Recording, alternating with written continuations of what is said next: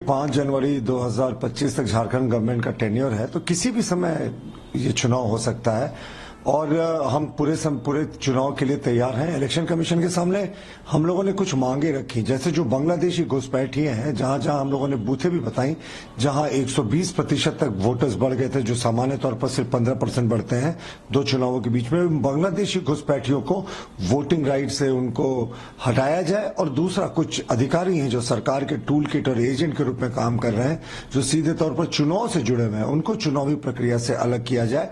इसके साथ हम लोगों ने कहा कि भाई चुनाव को 1 राउंड या 2 राउंड में जैसा इलेक्शन कमीशन को उचित लगता है वो कराए। किसी भी समय चुनाव हो, हम उसके लिए तैयार हैं। हमने त्योहारों का भी ख्याल रखने का आग्रह किया इलेक्शन कमीशन से। तो पूरे तरीके से झारखंड बीजेपी वापस सत्ता में आने के लिए तैयार है। ये जेएमएम का डर बोल रहा है। ये तो बड़े कॉन्फिडेंट थे कि इस बार हम 70 सीटें जीतेंगे 81 में। कहां चली गई वो पूरा इनका जो कॉन्फिडेंस था? हवा हवाई हो गए साहब।